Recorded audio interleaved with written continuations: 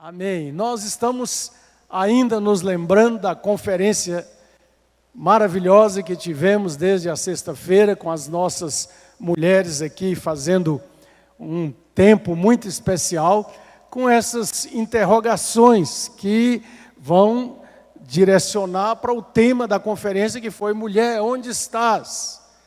E como eu disse de manhã, eu quero aproveitar essas interrogações que já sugerem à nossa mente algumas perguntas, né? Dentro do contexto das perguntas que estão aí à nossa volta nesses dias. Perguntas muito importantes, e estudando esse assunto essa semana, mais intensamente ontem e hoje, nós pensamos em 4 perguntas que são importantes no contexto de que nós estamos. Perguntas bíblicas, perguntas que nos levam a pensar e a trazer ao nosso coração e buscar do Senhor respostas que acalmem o nosso coração, que nos iluminem a continuar caminhando, que nos deem a segurança que só o Senhor pode dar através da sua palavra, no poder do seu Santo Espírito. Então são 4 perguntas. A primeira delas, lá em Atos 2:37, os que ouviram a palavra perguntaram: irmãos, que devemos fazer? A segunda pergunta, lá em Romanos 7:24, quando o apóstolo dos gentios pergunta assim: quem me livrará da escravidão a essa natureza mortal? A terceira pergunta, lá em Mateus 14, versículo 31, quando Jesus se dirige para Pedro, né, e pergunta: homem de pequena fé, por que duvidaste? E a quarta pergunta, do apóstolo Paulo, no belíssimo, maravilhoso capítulo de Romanos 8, quando ele pergunta: quem nos separará do amor de Cristo? Então vamos lá, vamos repetir as 4 perguntas, meu irmão, para que toda a igreja possa falar juntos. Vamos lá? Irmãos, que devemos fazer? A segunda: quem me livrará da minha escravidão a essa natureza carnal? A terceira: homem de pequena fé, por que duvidaste? A quarta pergunta: quem nos separará do amor de Cristo? Irmãos, que devemos fazer? Foi o apreciado escritor cristão C.S. Lewis que disse assim: a condição de guerra não é nenhuma novidade, ela simplesmente agrava a condição humana, de modo que nós não podemos mais ignorá-la. A vida humana sempre foi vivida à beira de um precipício. A vida nunca foi normal. Sempre houve crises, ameaças, dificuldades e emergências. Isso é verdade, amados e amadas. Todos nós podemos nos lembrar da própria história da nossa caminhada, da nossa família. Tempos difíceis para a sobrevivência familiar, para a sobrevivência da igreja. Já contei aqui, em algumas oportunidades, a nossa luta lá no Vale do Jequitinhonha, quando criança, com meus pais, a saga de nossa mudança de Almenara para Montes Claros, em 3 dias de viagem, na carroceria de um caminhão, buscando tempos melhores para a família, numa dificuldade muito grande, mas me lembro, e já contei tantas vezes, a fé, a confiança que a minha mãe tinha, e às vezes que eu a encontrei orando no quintal da casa e pedindo a Deus para sustentar a vida. A sobrevivência da igreja também, ela encontrou dificuldades em toda parte do mundo. O pastor Elben César, que já está com o Senhor, diretor da Ultimato, ele conta num folheto chamado Viçosa Tridentina, como foi a dificuldade para a igreja chegar em Viçosa. E como aconteceu deles alugarem, depois de muito procurar um espaço para se reunirem. Mas logo na semana seguinte, quando ele foi pagar e assinar o contrato, o proprietário disse: não posso mais alugar, eu queria muito. Mas o sacerdote da cidade procurou a minha esposa e ela me disse que eu não posso alugar para os crentes esse espaço. Então foi uma luta muito grande. Há sempre uma luta pela caminhada da vida e nós precisamos entender e compreender que quando nós perguntamos o que devemos fazer, o contexto aqui de Atos, é claro, está ligado à reação que aqueles israelitas que estavam ali tiveram quando ouviram o discurso de Pedro, cheio do Espírito Santo. O coração deles foi tocado, a emoção foi tocada, eles sentiram aquele momento tão tremendo, porque eles compreenderam o que Deus havia feito através de Jesus, que acabara de ser morto numa cruz e agora ressurreto, manda os seus apóstolos em missão.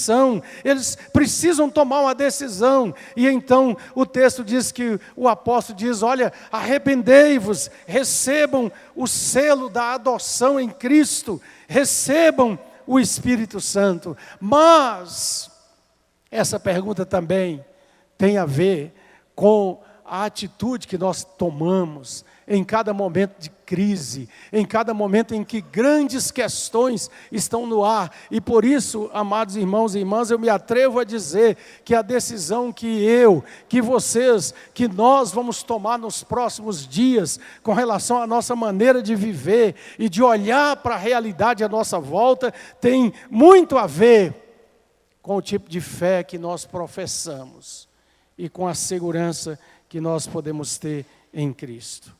A segunda pergunta é: quem me livrará do corpo dessa morte? Romanos 7, 24.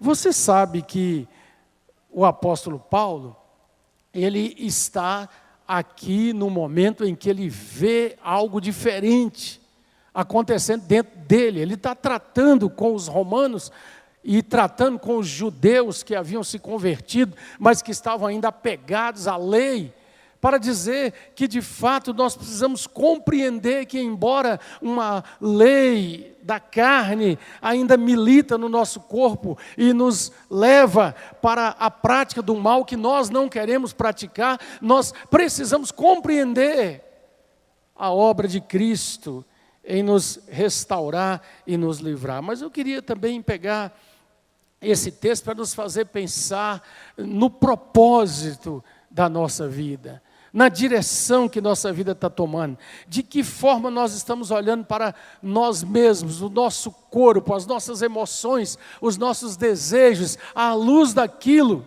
que nós somos em Cristo Jesus. Há um livro muito interessante, também do C.S. Lewis, que acaba de ser reeditado, que tem como título Cartas de um Diabo ao Seu Aprendiz.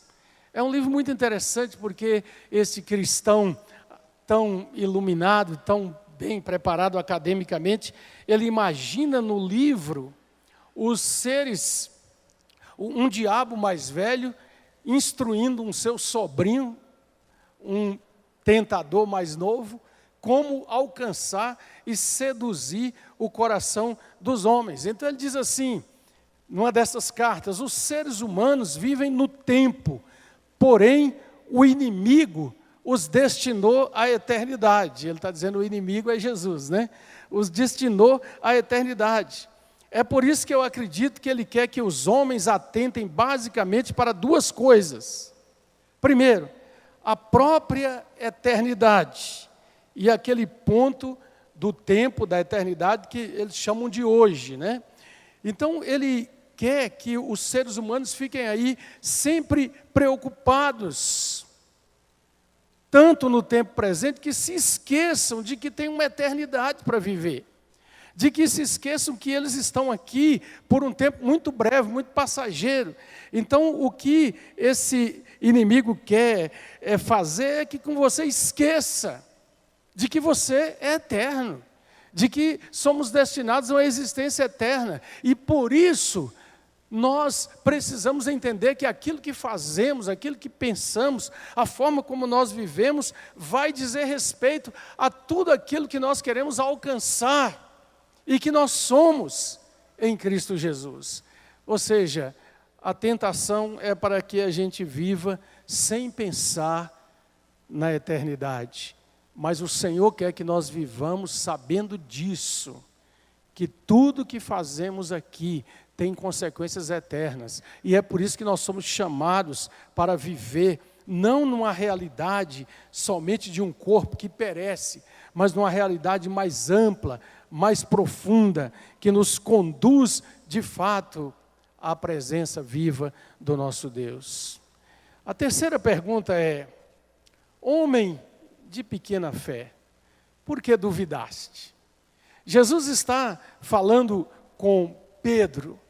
Pedro viu aquele milagre maravilhoso de Jesus vir andando sobre as águas.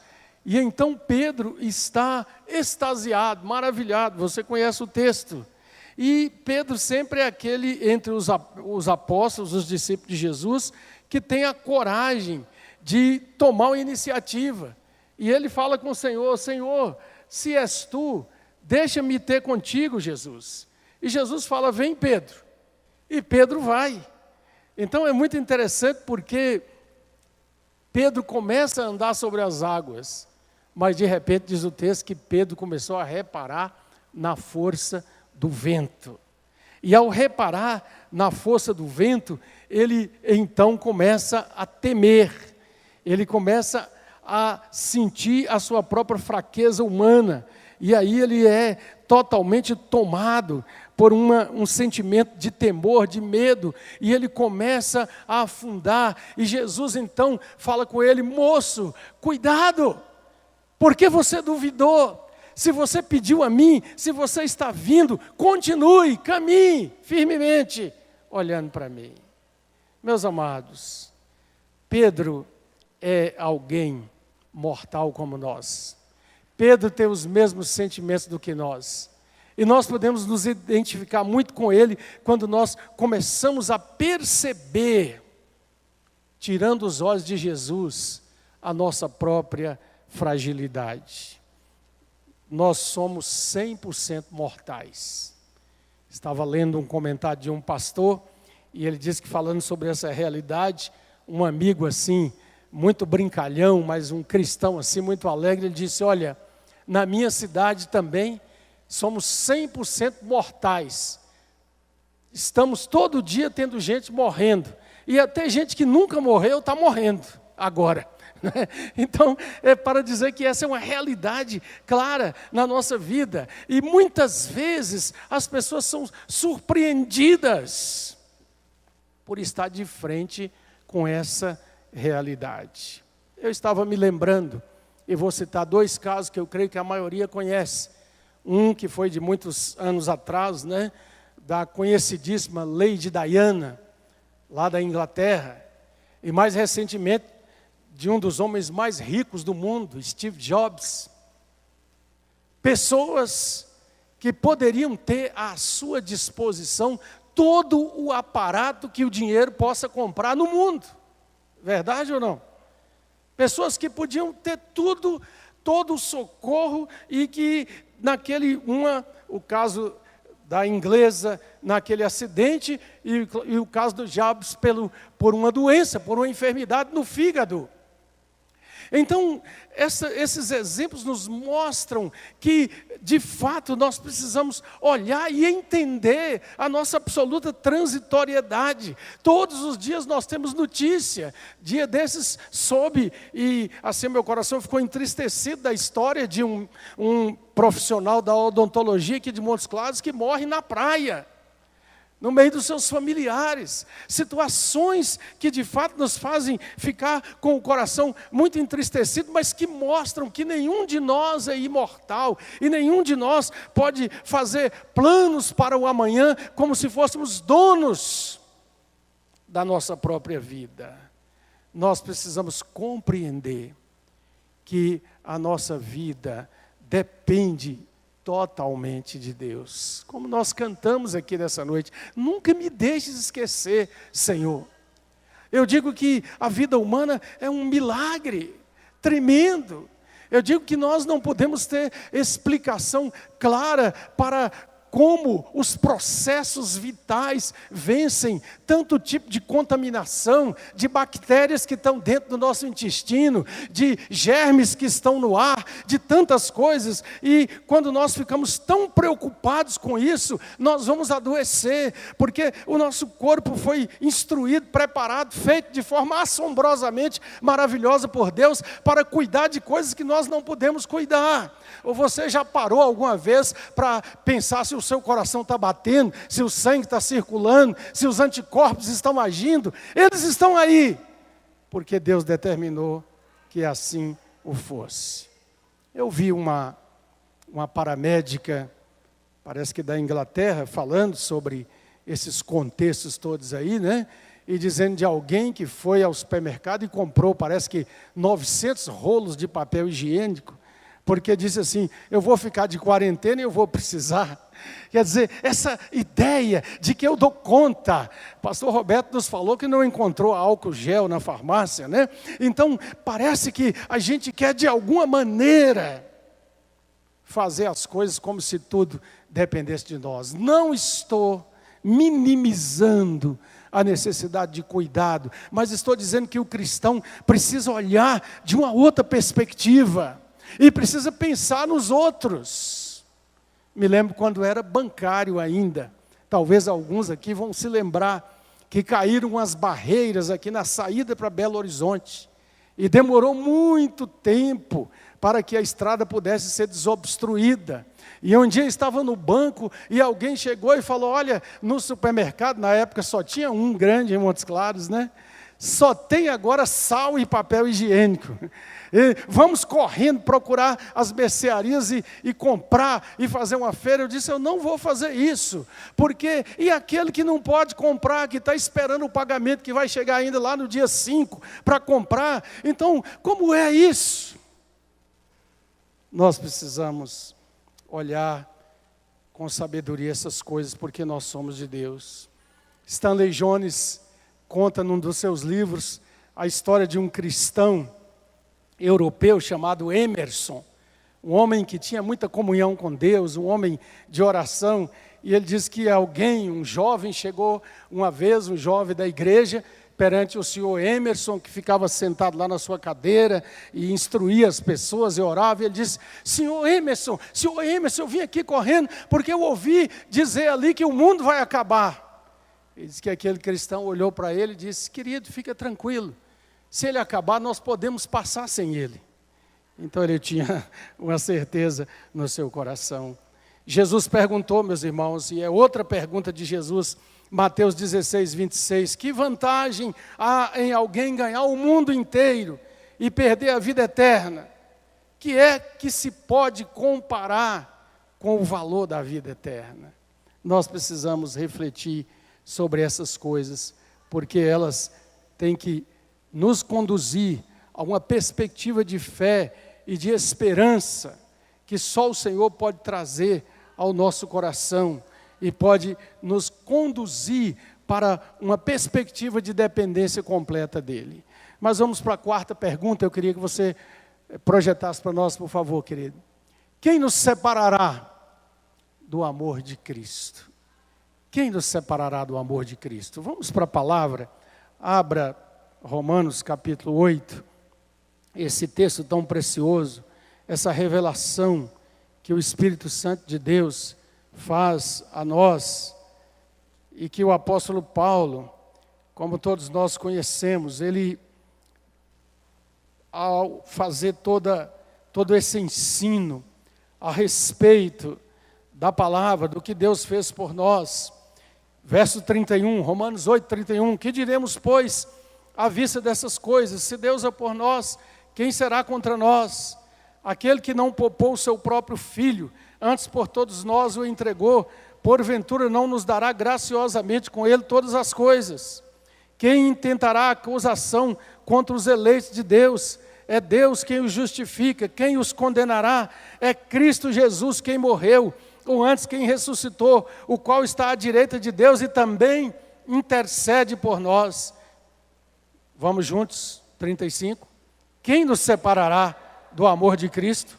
Será tribulação, ou angústia, ou perseguição, ou fome, ou nudez, ou perigo, ou espada? Ele faz uma pergunta e coloca essa lista de coisas que faziam parte muito claramente do que os cristãos em Roma estavam enfrentando, os cristãos do primeiro século estavam se defrontando. Mas então ele agora vai responder essa pergunta a partir do versículo 37, quando ele diz: em todas essas coisas, porém, somos mais que vencedores por meio daquele que nos amou, porque eu estou bem certo de que, gente, nem a morte, nem a vida, as realidades maiores, nem a morte, nem a vida, depois nem os anjos, nem os principados, as forças espirituais, sejam elas forças da maldade, ou mesmo os anjos de bondade,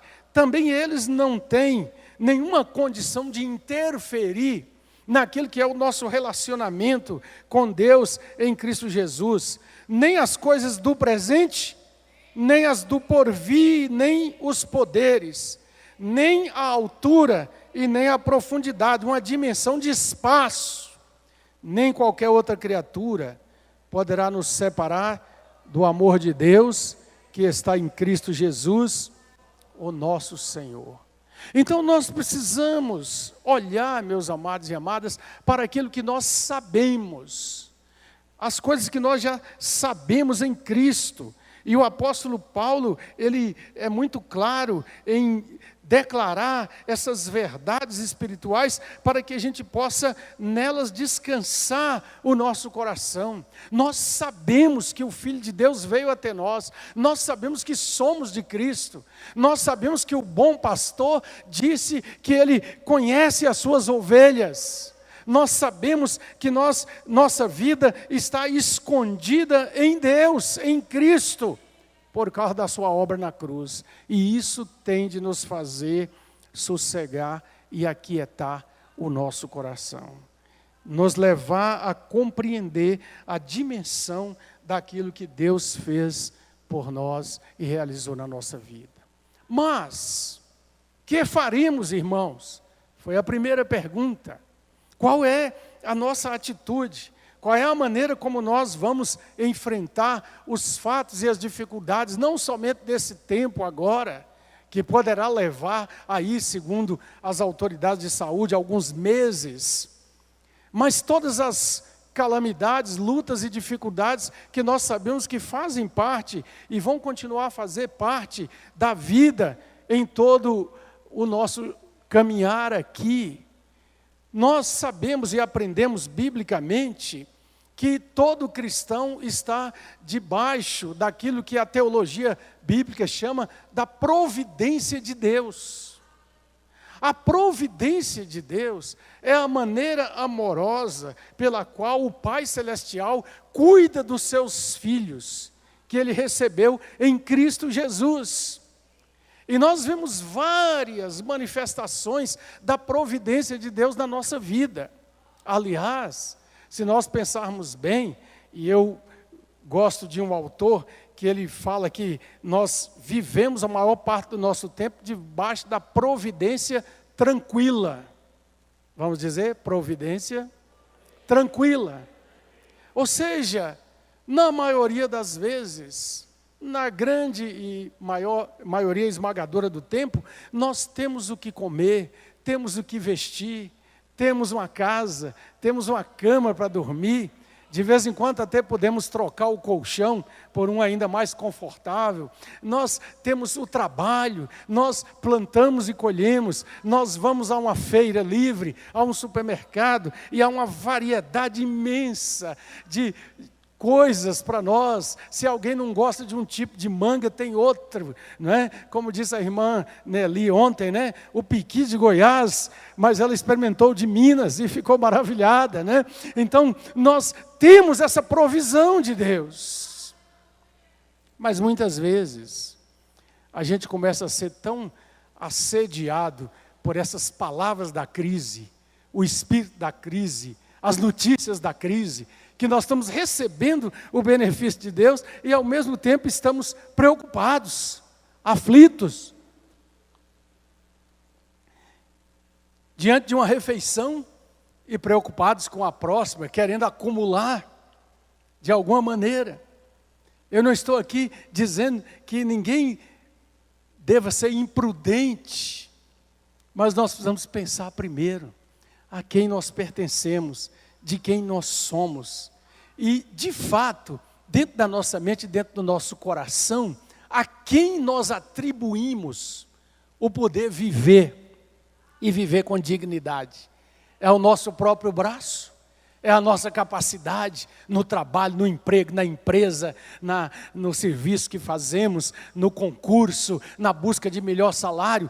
Tudo isso são empenhos da vida e bênçãos que Deus concede, nos dando uma mente capaz de pensar, de estudar, de buscar, de crescer. Mas quem sustenta a nossa vida é o Deus eterno, é o Senhor de todas as coisas. Quem garante o nosso respirar é aquele que tem nas mãos todas as coisas. Então nós precisamos, e eu gostaria de caminhar para a conclusão, dando algumas sugestões práticas para o tempo que nós estamos vivendo. Nós necessitamos sim estar dentro do possível, procurar estar bem informados. Nós pedimos a nossa irmã Lani, era para falar hoje com a Tânia, já falo daqui, viu, minha irmã? Que nós queremos formar um grupo com os profissionais de medicina da igreja. O pastor Marcos hoje está na congregação dando a ceia, vai coordenar isso para nós, para a gente ir acompanhando também as coisas e trazer notícias claras, para que a gente possa espalhar na comunidade da igreja e levar os irmãos a fazer aquilo que a gente já está ouvindo, né? Essa necessidade que temos de lavar as mãos, de higienizar, de tomar cuidado, de se está gripado, se tem sintomas, procurar de fato não estar em aglomerações, em ajuntamentos. Mas, antes de tudo, queridos e queridas, eu queria propor que a gente vá intensamente, com todo o ânimo, com toda a força, para o jardim de oração, para a presença de Deus. Quem sabe fazer coisas que talvez você não fez ainda. Nós precisamos compreender que nessa questão de oração, nós ainda somos bebês espirituais. Às vezes nós precisamos ter essa audácia, essa coragem de orar no mercado, na praça, no jardim da nossa casa, ajoelhar à beira da cama de nossos filhos, ir ao quintal, falar com os nossos vizinhos, enfim, nos reunir na igreja para buscar o Senhor, ter um tempo maior de intimidade com Deus, abrir a palavra na nossa casa, palavra, culto, oração, o culto individual, o culto familiar, buscar do Senhor que Ele nos inspire e nos ajude a orar com instância, como Tiago disse, que nós precisamos orar pedindo a Deus discernimento, pedindo a Deus direções. A palavra diz, Jesus falou, aquele que pede recebe. E quando Jesus está falando isso, não é somente, entra também a dimensão material, mas Ele está dizendo de aqueles que rogam a Deus, porque num contexto desse, um dos evangelistas, me parece que foi Lucas, diz, como vós que sendo maus, sabeis dar boas dádivas aos vossos filhos, quanto mais vos dará o Pai Celestial, o seu Espírito Santo, se lhe pedirdes. Então é verdade, a oração nos ajuda e é um instrumento eficaz para as calamidades, para os tempos difíceis que nós enfrentamos.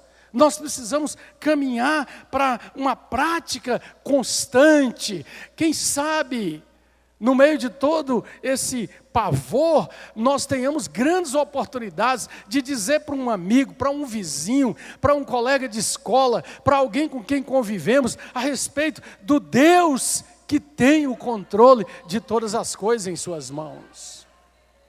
Outra coisa que eu me atrevo a dizer para você, meu irmão, minha irmã, o tempo que nós estamos vivendo é muito confuso. O tempo que nós vivemos colocou nas mãos das pessoas um instrumento você já sabe qual é, em que a pessoa acha que tem resposta para tudo, que sabe de tudo. Eu converso com alguns amigos médicos e dizem, a pessoa às vezes entra no consultório já dizendo o diagnóstico, porque já foi no doutor Google, né?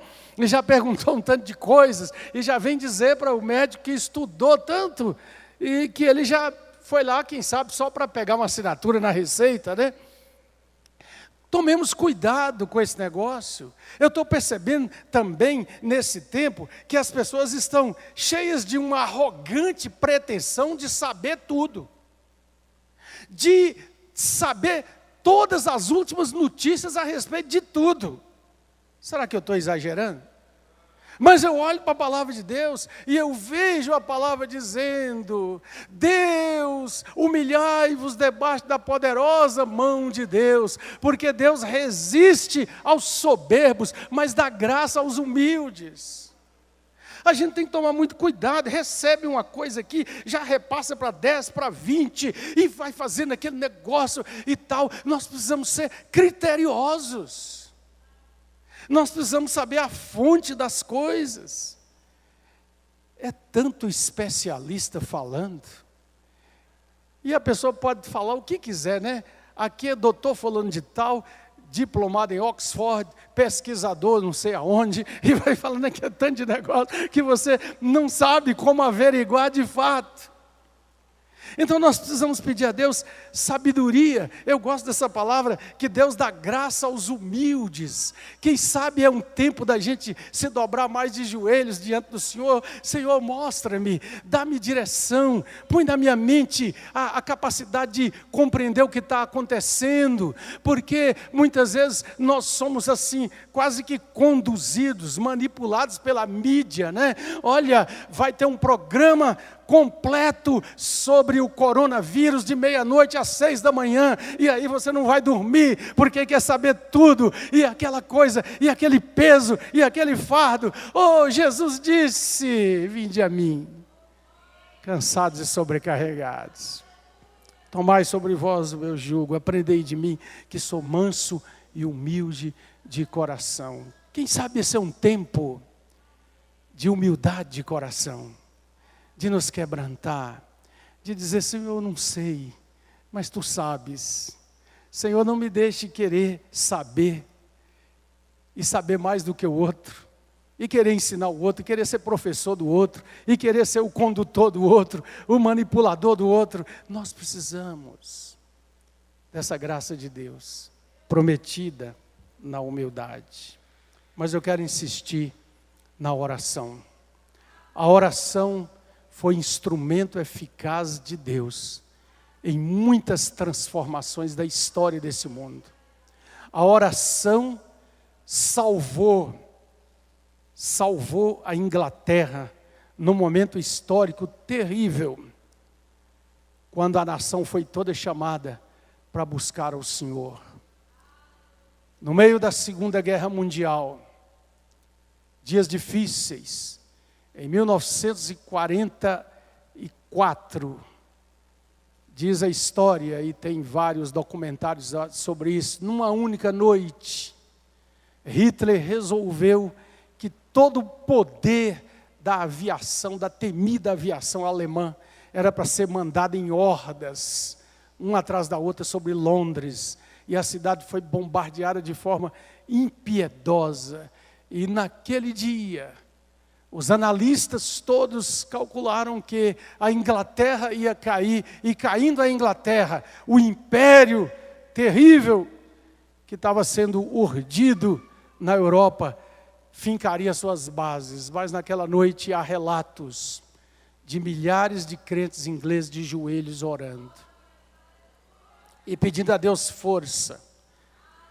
Os pilotos da RAF, vou falar em português mesmo, a sigla, se revezaram na defesa de Londres.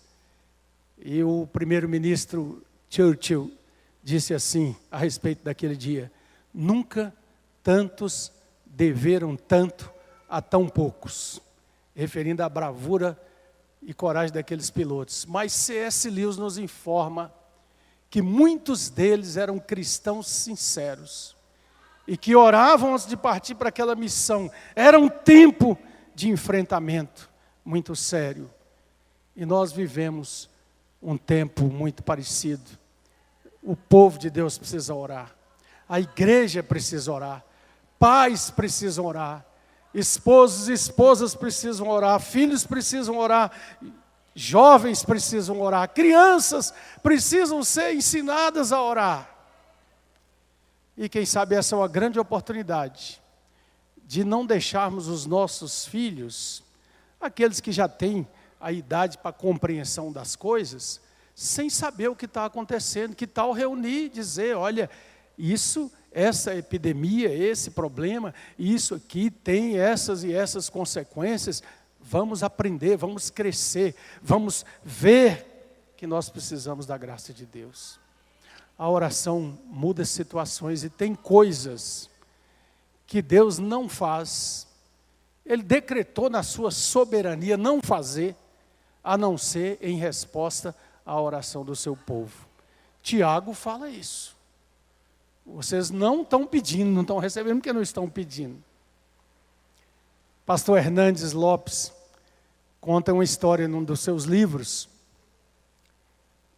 da mãe do missionário Ronaldo Lidório, que creio que a grande maioria conhece.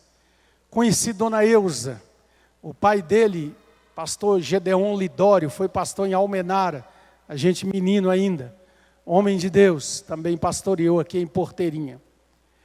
Mas quando Ronaldo Lidório fez o seu curso, estava querendo já caminhar para a obra missionária, ele foi até o Peru para uma campanha evangelística com outro companheiro e pregar numa igreja lá. E ela conta essa história que o pastor Hernandes escreve e conta no seu livro.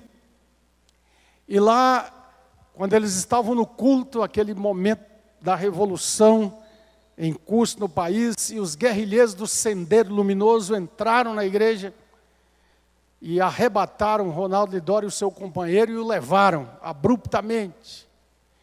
E eles foram levados a um lugar nos arredores lá da cidade e colocados os dois já com os olhos vendados no paredão de fuzilamento. Todo estrangeiro que chegava era liquidado imediatamente. Diz o Lidório que ele já estava ali orando, pedindo a Deus misericórdia, dizendo, Senhor, estou aqui pronto a morrer, mas eu gostaria tanto e queria tanto servir na obra missionária. Eu sei que o Senhor pode fazer maravilhas, eu entrego a vida nas tuas mãos, Senhor, mas eu quero confessar minha fraqueza, meu medo nessa hora. E de repente ouviram um barulho de um carro que chegou apressadamente, parou tudo, tomaram o Lidório e o levaram, e depois ele foi libertado. Mas Dona Eusa conta que naquela noite, ela já estava preparada para dormir, e não conseguia dormir. Vinha no seu coração aquele peso, aquela certeza de que ela tinha que levantar e orar, e colocar-se de joelhos pelo seu filho, e ela o fez. E Deus ouviu a sua oração, e cumpriu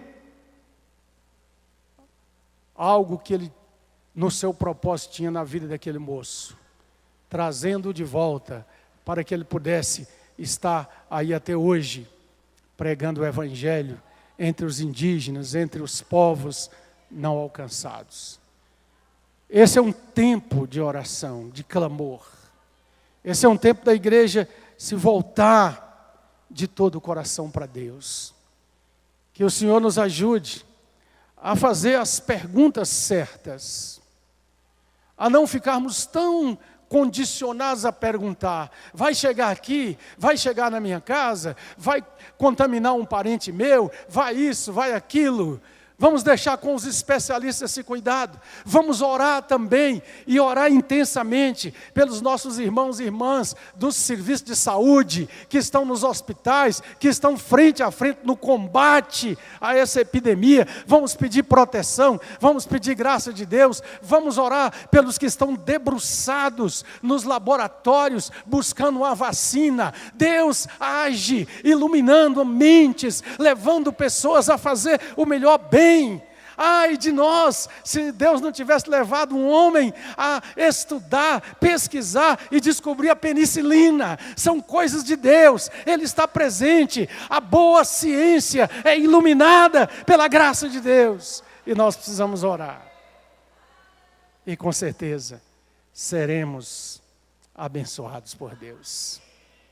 Você já deve ter ouvido falar da história de Fanny Crosby. Fanny Crosby, lá da outra América, lá de Nova York, ficou cega aos 6 anos de idade por um erro médico e perdeu a visão completamente. Aquela menina foi criada por seus pais crentes e ela entregou sua vida a Jesus.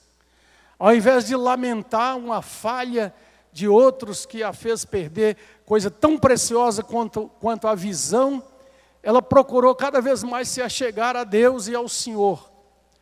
Cresceu, foi para uma escola de cegos em Nova York como aluna e depois se tornou professora. Para encurtar a história, Fanny Crosby compôs mais de 8.000 hinos. Foi a maior hinologista da América. Ela foi recebida e teve contato com 5 presidentes americanos.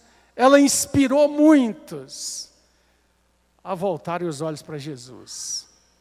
E ela nos legou, entre outros, esse hino. Que segurança, sou de Jesus. Vamos cantar esse hino? Vamos ficar de pé. Vamos declarar que nossa segurança está em Cristo. Que Ele é o nosso bom condutor, timoneiro fiel, guia seguro no que nós temos pela frente. Vamos lembrar, nele gozo, paz, vida e luz.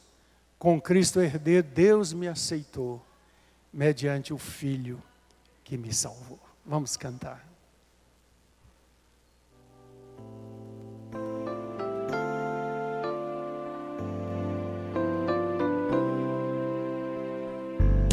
Que segurança tenho em Jesus, a nele gozo, paz, vida e luz. Com Cristo herdeiro, Deus me aceitou, mediante o Filho que me salvou. Essa história, cantando assim, na cruz foi Cristo, morto por mim. Conta essa história, cantando assim, na cruz foi Cristo, morto por mim. Inteiramente me submeti,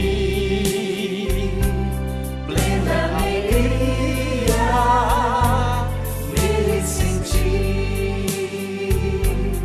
anjos descendo, trazendo céus, prova da graça que vem de Deus.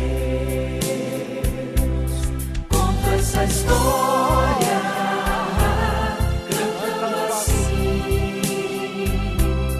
na cruz foi Cristo, morto por mim. Conta essa história, cantando assim, na cruz foi Cristo, morto por mim. Aleluia. Bendito Senhor. Há uma história da nossa caminhada com Ele, da nossa salvação. Firmado em Cristo, em seu amor. Estou contente, meu Salvador, esperançoso, hei de viver por Jesus Cristo, por seu poder. Conta essa história, cantando assim. Na cruz foi morto por mim. Conto essa história, cantando assim. Na cruz foi Cristo, morto por mim. Na cruz foi Cristo, morto por mim. Fica de pé mais um pouquinho, feche os seus olhos, pense nisso. Que segurança, sou de Jesus, seguro estou, não tenho temor do mal, sim guardado pela fé em meu Jesus. No poder de Cristo Mestre, minha vida salva está. Do perigo que cercá-la, Ele poderá livrá-la. Seu poder eterno sempre me susterá. Oh Senhor, bendito Senhor, renova no meu coração e no coração dos meus irmãos e irmãs essa confiança que inspirou Fanny Crosby a declarar essa verdade. Ainda que seus olhos carnais não enxergavam, sua alma podia ver claramente, esplendidamente, brilhando sobre ela a graça de Jesus. Obrigado, Senhor, porque podemos nos abrigar, como já ouvimos aqui nessa noite, à sombra de tuas asas, à sombra do Onipotente. E que o Senhor nos anime, nos encoraje a viver os dias que virão, olhando firmemente para Jesus, dedicando-nos mais a nos alimentar da Tua palavra, a oração. Não nos deixe fugir das nossas tarefas, mas que possamos fazê-las com firme confiança no Senhor. E que nós possamos nos alegrar em Ti. Este hino diz: esperançoso hei de viver por Jesus Cristo e no seu poder. Que seja assim, ó Jesus, pela Tua operação graciosa em nós, em Teu nome. Amém, amém.